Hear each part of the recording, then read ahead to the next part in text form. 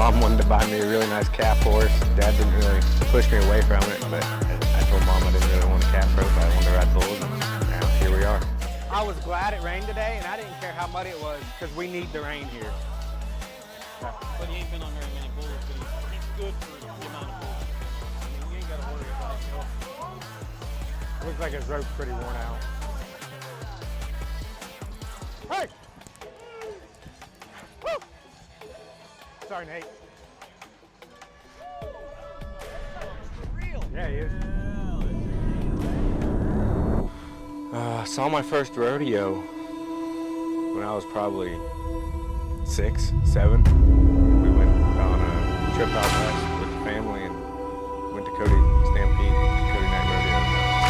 The first rodeo I saw that I remember.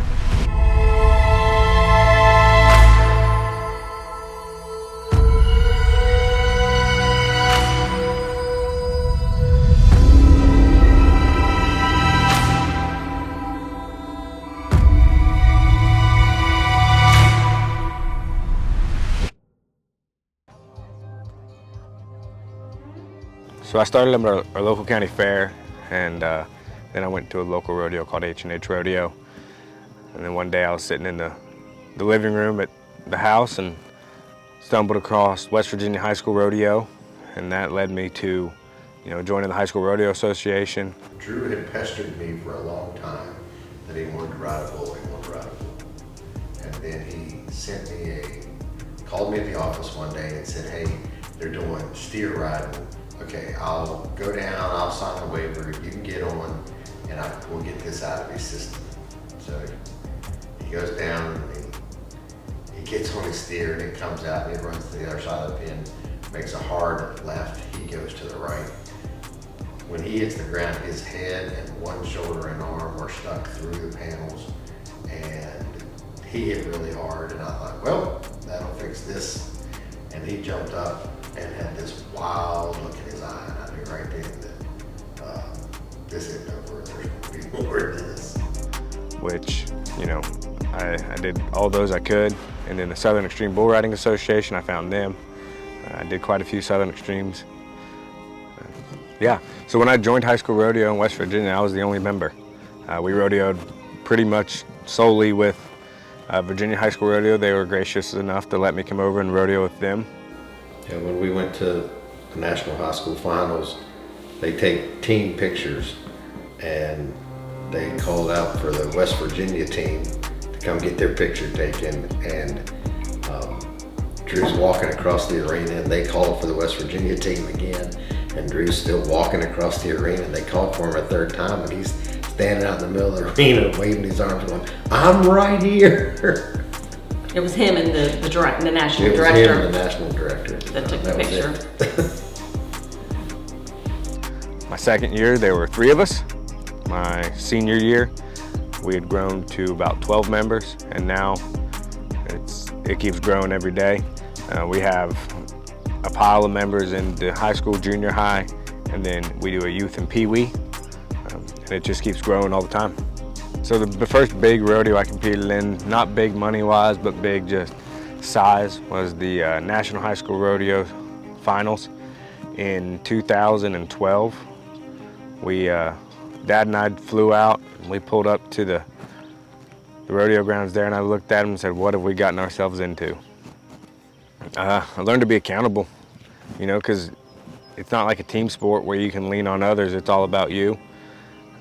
And I learned that this is something I wanted to do and wanted to be a part of for the rest of my life.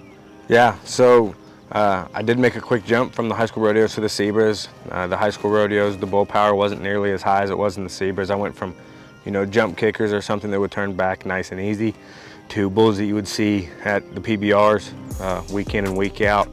Contractors that's what they did. They did this for a living. They didn't do it to help the kids.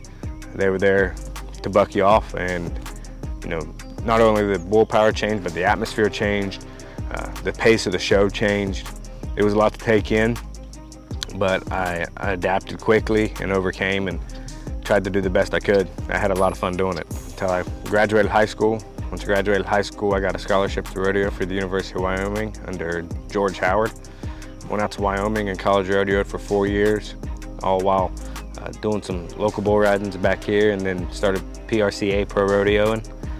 I made the 2018 Mountain State Circuit Finals, or sorry, 2017 Mountain State Circuit Finals, and tried to go hard a couple years after that. Dealt with some injuries. Then I moved back to West Virginia to be closer to family, where I went back to the Southern Extremes, did some pro rodeos around here, had to travel a lot for those, and then I just started fighting bulls, and I haven't been on a bull in over 2 years now.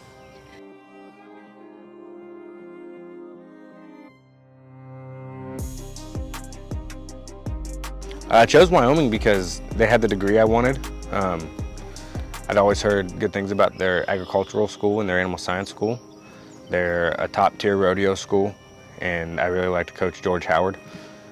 I love the campus, I love the area, but the big thing was, school, because it's college rodeo, not rodeo college. So I was there for an education. My first big challenge at college was staying on. I didn't draw the best, and I just wasn't riding consistent. Finally got it figured out a little bit, but I never had the best luck at college rodeos. I had more luck at the pro rodeos and the open jackpots. At one point, my coach pulled me aside and he said, I need to take an art class. And I said, why do I need to take an art class, George? And he said, because you need to learn how to draw. Yeah, so I've made a lot of friends, and they've become like family throughout rodeo, and it kind of worked out because I have friends all over the United States. If I am going somewhere and I'm going out west, around here I got a place to stay, I got friends to see. My family, my direct family has always been really supportive of it. They've come out and visited me. I had my grandparents come out and watch me rodeo when I was at school. I had aunts, uncles come out, watch me rodeo while I was at school. Cousins, I was really, really blessed to have the support of my family. I think he just liked riding. I don't think it really, of course, he wanted to win, but he loved to ride. So he just had the drive to continue to do it, whether he was winning or losing. He loved to do it and loved the challenge of trying to make it and trying to be better. Did he bullied you into it? Damn it, why you got me out? Damn. I passed the pen over. I said, hey, hold that right quick. So I made the switch to fighting because I moved back from out west and saw some rodeos here where I wasn't really happy with, the protection aspect. I got the bar set really high out west with some of the guys, and I thought, well, heck, I can do better than that. So I gave it a try and just found out that I was, pretty good at it. I can read it really well from where I was a rider, and I have a lot of fun doing it. So that was the big driver, was just not seeing guys do what I thought was the best job.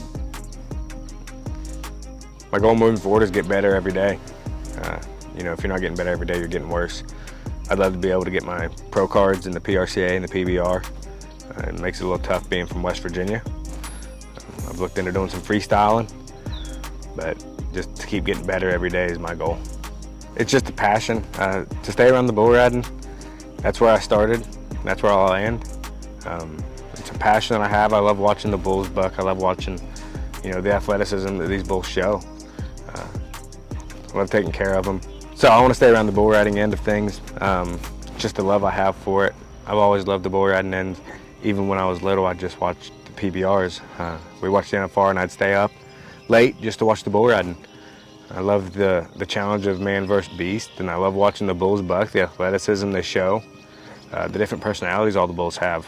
There's some bulls that are big old pets, like 40 up here, he's a big old pet. But there's some bulls that no matter what, he's gonna try to eat your lunch. I just always have loved the bull riding part of it. I like the other events, but the bull riding's where my heart is. No, I'm not gonna walk away from rodeo. We've started a little herd of bulls and bucking cows, so we're gonna try to go into that, going to stock contracting, and then I'm gonna buy me a really nice horse and I'm gonna shag bulls. I really want to grow the sport in the state of West Virginia. I think there's a market for it. SEBR's one stepping stone, but we need a stepping stone to get into that stepping stone. We need somewhere to start. And I think the West Virginia High School Rodeo Association is a great way to do that. And that's my goal, is to have, rider-friendly bulls that are, 16, 17 pointers, not quite the 18, 19, 20s you're getting on at the SEBR's, and then on up at some other shows But these guys have to start somewhere, and there's just not a lot of contractors around that have those bulls. Everybody wants the best and the next, and they just keep building. And I'll go around and I'll take their hand-me-downs and keep the just nice ones around for these high school kids. So Dad and I, we went together on some bulls and on some cows, and that's kind of where we are now. We're at the farm, and we are working on this together to get to where we want to be, to get to those different pens of bulls. It's a partnership between Dad and I with these bulls, and it allows us to spend some time together. Yeah, we get mad at each other working cows, but that's working cows. It's been a great time. I love it. It does. It means a little bit more getting to do with Dad.